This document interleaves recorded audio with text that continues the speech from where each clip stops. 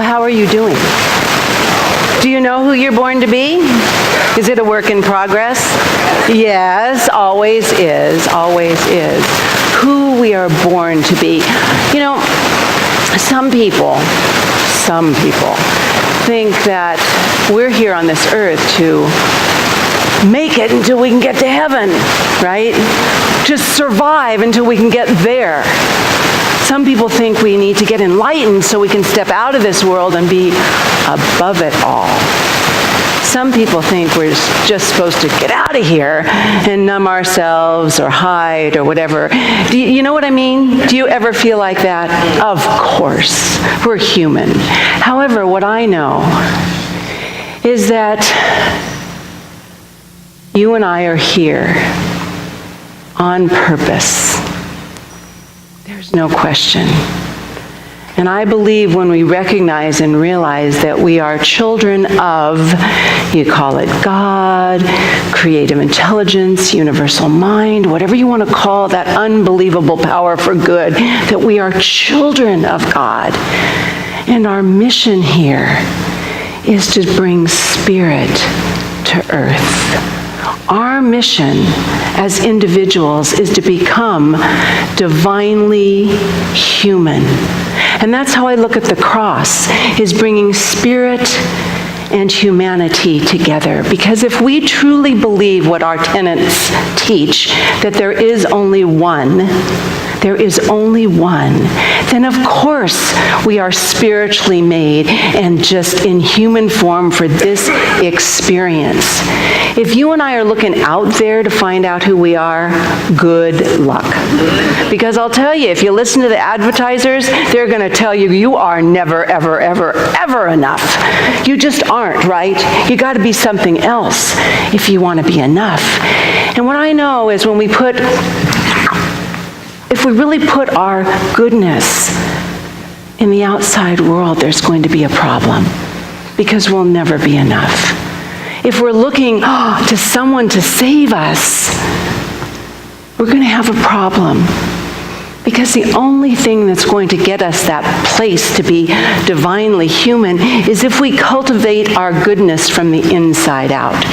Do you know Jesus, when he found his followers were idolizing his personality, instead of the ideals he was teaching, he would go away. He'd go to the desert. He'd get far away because he didn't want to be idolized as a personality. He wanted his teachings to be used and expressed. And that's the same as us. You know, Moses, when he was talking to God, and he said, well, what do I do if they want to know what your name is? And God answered in its beautiful booming voice, tell them I am that I am. So within each of us, there is that little seed of faith, of goodness, of divinity, of the I am presence. And we're here to activate that. We're here to activate that goodness because we are made in a perfect image. And you might say, well, how is that when I messed up so badly this morning? How can I be perfect? We are perfectly made. We're expressing here on this earth to find out more about how we can express as a human being. We each have our own spiritual fingerprint, our own spiritual DNA, divine nature. Now you get to decide what the A is. Divine nature, almost. Divine nature, always. Activated, awakened. You decide what the A is because we're in a process of evolvement. So I want to think about, Matthew Fox, who is that amazing Episcopal priest, kicked out of the Catholic Church because he believes we are divinely blessed, a blessing in this world, not a sinner, but a blessing. But he says it's hard to find humanity's divinity. At times, it takes a lot of trust. right? You know, we can look out there and point to all the things that are going wrong right now. I bet we could fill every toe and finger just pointing out there with everything that's wrong. But can I tell you, everything that's wrong out there, whether it's government or it's man's inhumanity, man and woman's inhumanity to man, whether it's a lack of fairness, whatever it is in this world is a reflection of our consciousness, our collective consciousness.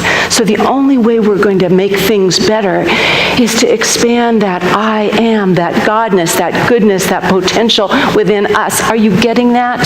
Does that make sense? Please say yes. Okay, good. Well, Matthew Fox also wrote a book, because what we need, what we all need, I mean, not just right here, but everywhere, is a new spirituality. A spirituality that has gigantic wings, that can embrace everybody and learn higher heights, that we can get to higher places, that we can include everyone, and deep roots. We can't. Oh, there's so much beautiful spiritual riches that we do not want to miss. And if we think we're the ones that are waking up to this I am presence, this humanity's divinity, no way. And I want to share something from Fox's book, One River, Many Wells. He talks about the one river being the river of God. That's all there is. And all of us, in all our unique DNA expressions, put these wells in and pull up unique rich differences, diversity in how we express spirit. But his 9th chapter is called The Divine I Am, Humanity's Share in Divinity. I love that. So let me just give you little pieces, little bites of this. He talks about all the different cultures and how they talk about this I am, our connection with God. Because our I am is the divinity within us. The goddess Isis says, I am she that is the mother of all things. There's a Zulu personal declaration. Oh, I love this. I am. I am alive. I am conscious and aware. I am unique. I am who I say I am. I forever evolve inwardly and outwardly in response to the challenge of my personal nature.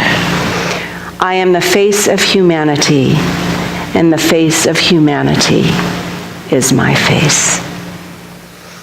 The Hindu faith recognizes I am the entire world. I am the beginning, the middle, I am the end. I am everything. I am what needs to be known, and I am the purifier. And he goes on and on in all of the cultures, the religions, the faiths that know we are divinely made. And of course, there are the 7 I am statements from the Gospel of John that Jesus shares about God's essence when he's speaking as the Logos. He says, I am the bread of life, the nourishment. That's that presence of God within us. I am the light of the world, the illumination that there's more. There's always something more for us to see. He says, I am the door, the opening to a greater good. I am the shepherd, the guidance that guides us on our way to lead us to something more. I am the resurrection and the life that we are continually evolving and growing. I am the way, the truth, and the life, the possibility inherent in oneness. And his last I am is I am the vine. You are the branches. Oneness. And that's for us to learn. Oneness. Aren't those beautiful? Doesn't that give you faith in life when you hear all this wisdom and truth that's been percolating for so long? So we've got to put our roots deep, and then we have to reach high. Now, in the Gospel of Matthew, we hear, with God, all things are possible. Well, how much all? I mean, really, all things are possible. But I don't know know how much. It all depends on where our consciousness is. Because this I am energy essence, that divinity, only can express through our ideas, our thoughts, our beliefs, our words, and our actions. So we decide how much we want to express. Now, what we miss in that with God, all things are possible, when Jesus was talking to his disciples, the disciples were saying, okay, fess up. Tell me how we heal the sick, raise the dead, feed multitudes. How do we do that? And that particular phrase starts out saying, man alone, with man alone, it is impossible. We can't do it by ourselves. We have to activate that goodness within us. You know, that seed is right here, that little seed of faith and divinity, and it wants to develop and grow. But guess who the boss is? We are. We want to climb the ladder of our consciousness so we can grow into something better. But you know it takes ecstasy and pain in this human experience to grow. And how many of us stop when it's painful? We stop climbing, because I know there's been times for all of us when this world gets too painful and our faith rattles a bit. Where is God? You know, if God loves me, this wouldn't happen. That's the strength it takes to climb. But I'm going to tell you, it's not always that traumatic to lose your faith. How many of you are in relationship? Okay, well, I'm just asking. Because everybody's in relationship with somebody, but I have a certain somebody I'm going to talk about today, how we get rattled, you know. I've learned not to point the finger. So when I bought this beautiful new fuchsia, bought it at Armstrong Gardens, and it's beautiful, and I put it on my front porch with just enough light. It was all bloomy. Oh, it's so beautiful. Put it on the front porch with just enough light, you know, that filtered light. Beautiful. And I put it there, and I asked my special person that lives with me, the only other person that lives with me, because he likes to water outside. I take care of the indoor plants. He likes to water outside. If he'd watered out front, yes. There's a heat wave. Will you water again? Yes. On and on. Well, I go out there, and my fuchsia is dead. I mean, there is not a bit of life on it. It is like gone, gone, gone. Okay. I know the power and presence of God in me. I'm going to climb that ladder. So I just trimmed that little thing down, but I'll tell you who's powerful, that fellow who forgot to water it, because I want to show you a picture that's just happened. This is like a week. Look it! That thing is coming back to life. If that's not God in action, I mean, that is a miracle. That is a miracle. We can't just expect good to happen. We got to keep our eyes and ears and life open to something good. So I'm going to tell you another little problem. With the same partner. We just spend a lot of time together. Anyway, on Friday, we had a great murder mystery party. It was our theme event that we put on, Shelley and I put on, but of course Kirk was there because he's my partner here to help me. And so I started to do it, and I got overwhelmed because there was a lot to do that I didn't realize, and I was going, oh my God, I don't quite understand all this. I forgot. I kind of waited till the last minute. And Kirk was in one of those, you guys can relate to this, fix-it modes, where I didn't even get my whole sentence out, and he had to fix it for it. But he wasn't even fixing the problem I was talking about, because he had a lot to do too, you know? Do you know what I mean? I mean, come on, be with me for this one. So it did not bring out my best self. I just need to tell you that. So I said, okay, all right, you go do what you need to do. You do this and this. I'm just going to go to Staples and get done what I need to be done. Well, let me tell you something. Thich Nhat Hanh says, sometimes joy brings you a smile, and sometimes your smile will bring you joy. So I went to Staples, and I had to get these papers copied because they were printed in this type about this big, and people had to read it. So I go into Staples, and I say, I really need some help for a murder mystery party I'm putting on tonight. Well, this one older gentleman in the back, he goes, oh my gosh, I love murder mysteries. And he comes running up to the front, and he goes, I said, have you been to a murder mystery party? And he said, no, but I love murder mysteries. I said, well, I have some really important stuff right here in my hand, and it's not big enough to read. This is the welcome, the introduction. It's the evidence and the solution. And he goes, ooh. And I said, yeah, so this stuff is golden. And I said, I just need it bigger for people to read. And he goes, do you need all the fancy stuff on the edges? And I said, no. And I said, I'm planning the game, so I know more than most people. And what we do is, Kirk and I plan the characters and give them out to people we think they fit. I only look at the murderer and who's being murdered that day, because if somebody doesn't show up, I need to know. So I happen to know that my husband was getting murdered. Yes! So I said, this is really important because my husband is getting murdered. I said, but I don't do it. The person who does it's in here. Well, he starts cracking up. So he's copying these, and then he puts these in this little envelope, and on it he writes, if this tape looks tampered with, the bearer has violated the secrecy of the game. Proceed accordingly. Okay, so we were laughing then. We were really laughing. We go to the cash register, and I said, well, how much do I owe you? And he said, 95 cents. I said, oh, you mean I got my husband murdered today for 99 cents? That's a record. The moral of that story is how much joy you can find when you step away from your own, he didn't listen to me. He didn't, when we step away from that, we can bring that I am. And that fellow and I are still laughing together, I'll tell you, because it was so much fun. We have to work on taking ourselves up. I believe when we talk about the purpose of our life, it's to expand our personal viewpoint so we can embrace the whole. Thich Nhat Hanh, that beautifully, he's a 91-year-old Vietnamese Buddhist monk, Zen master, and he said, we don't have to die to get to heaven. We just have to be fully alive. Don't you love that? We just need to be fully alive in our humanity and our divinity. We have to be awake in all of it. So when we climb that ladder of consciousness, we have to realize, I don't know if this sounds very nice. No, it's not nice, but I don't think spirituality is just about faith. You gotta have faith. It's what we believe. But most of all, it's about practice.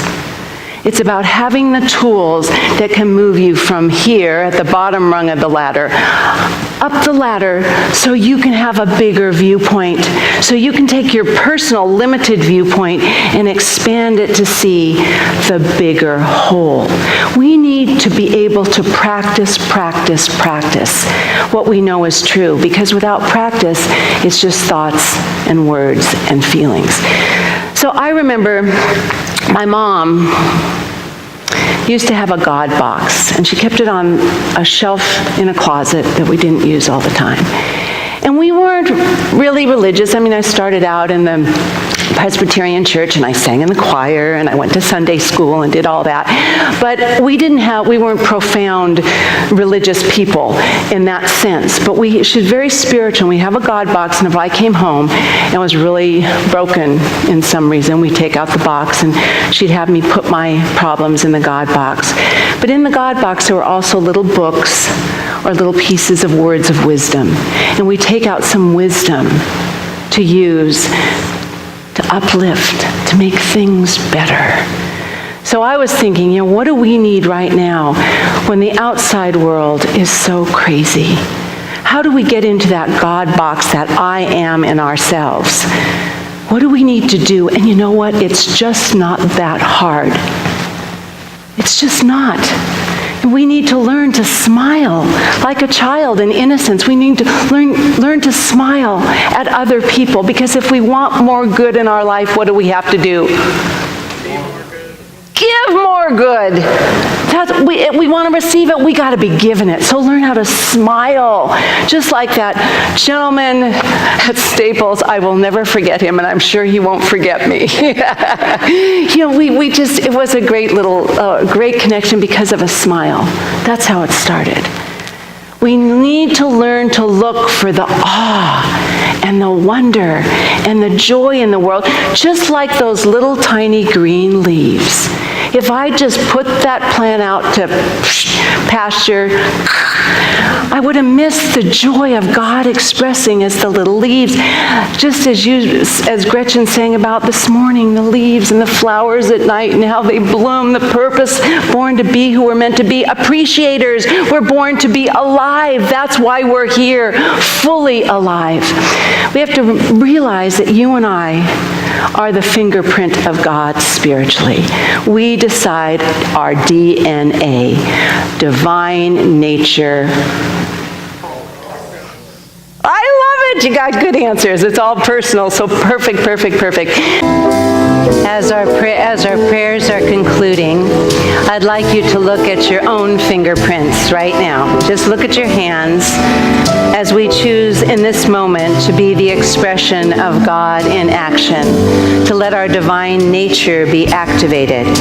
And I'm going to read to you an I am statement from the 14th century Christian mystic Julian of Norwich. This I am. Look at your fingers. I am what you love. I am what you enjoy. I am what you serve. I am what you are looking for. I am what you desire. I am what you intend. I am all that is.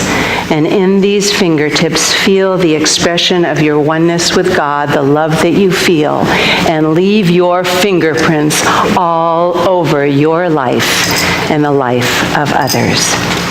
I say, God bless you. Thank you for being here on the All That Is Sunday. I see you brighter, lighter, more expressing your true self than ever before. So let's say yes, just as Reverend John told us this morning. You know who you're born to be, and I know you go out and live it fully. And so it is. Thank you all.